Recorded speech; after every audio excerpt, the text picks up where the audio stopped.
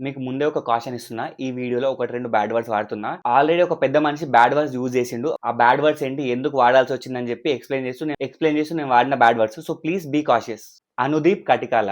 ఈయన ఒక stand up comedian. ఈయన గురించి నాకు జీరో ఐడియా. ఇప్పటిదాకా ఒక్కటంటే ఒక్క షో కూడా చూడలేదు. బట్ రీసెంట్‌గా 3, 4 డేస్ కింద ఈయన యూట్యూబ్ ఛానెల్‌లో ఒక షో వదిలిండు. 'బాబులకే బాబు కళ్యాణ్ బాబు ఆర్ పవన్ కళ్యాణ్' సంథింగ్ అని చెప్పి. అండ్ ఆ షోలో ఈ పెద్ద మనిషి రామ్ చరణ్ గురించి, మహేష్ బాబు గురించి, పవన్ కళ్యాణ్ గురించి, చిరంజీవి గారి గురించి ఆల్మోస్ట్ ప్రతి ఒక్క స్టార్ హీరో పైన పిచ్చి పిచ్చి జోకులు వేసుకుంటూ పోయిండు. స్టాండప్ కామెడీ అని చెప్పి ఒక అడ్డమైన ఒక పేరు పెట్టుకొని చేతిలో మైక్ ఉంది కదా, ముందర కెమెరా ఉంది కదా అని చెప్పి నోటికి వచ్చినలా వాగిండు. లిటరల్ గా వాళ్ళ క్యారెక్టర్స్ ని తీసి పడేసిండు. ఒకానొక టైంలో రామ్ చరణ్ ని బాడకవ్ అని సంబోధించింది పెద్ద మనిషి. ఈ అనుదీప్ అనే పెద్ద మనిషి చేసిన కామెడీ ఏంటంటే, తెలంగాణలో మోస్ట్ ఆఫ్ ద పీపుల్ వాడే బ్యాడ్ వర్డ్ ఏంటంటే బ్యాడ్ కవ్ అని చెప్పి.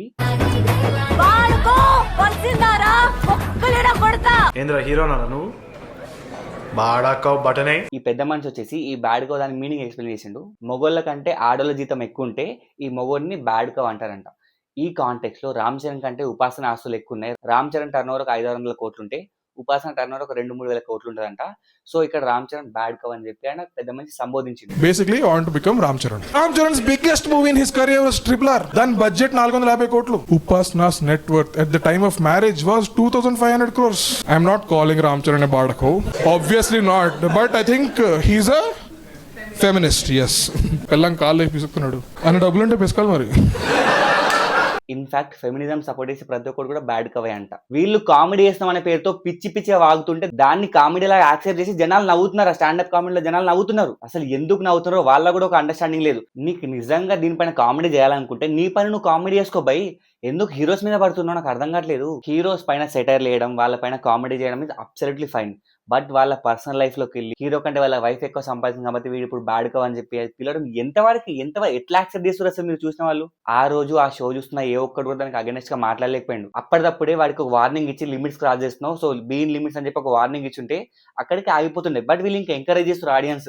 రామ్ చరణ్ ఒక్కొన్నే కాదు, పవన్ కళ్యాణ్ పైన కూడా సెటర్ లేచిండు. ఆయన 3 పెళ్లిళ్ళు చేసుకున్నాడు, 2 డైవర్స్ చేసుకున్నాడు. నిహారిక రీసెంట్ డైవర్స్ అయింది కాబట్టి ఎక్కడ సంతకం పెట్టాలి తెలియక పవన్ కళ్యాణ్ అడుగుతుందంట ఎక్కడ సంతకం పెట్టాలి బాబాయ్ అని చెప్పి. ఫస్ట్ టైం డివోర్స్ అయింది కదా, ఆ డివోర్స్ పేపర్ మీద సైన్ ఎటు పెట్టాలో అర్థం కావట్లేదంట. వాళ్ళ బాబాయ్కి అలవాటు ఉంది కదా, ఎందుకంటే ఇంట్లో మోస్ట్ ఎక్స్పీరియన్స్డ్ ఎవరు బాబాయ్ చెప్తావా లెఫ్ట్ సైడ్ పెడతారా రైట్ సైడ్ పెడతారా? Pawan Kalyan will be like పాప అమ్మాయిలు లెఫ్ట్ సైడ్ పెడతారమ్మా, నేను రైట్ సైడ్ 2 సార్లు పెట్టాను.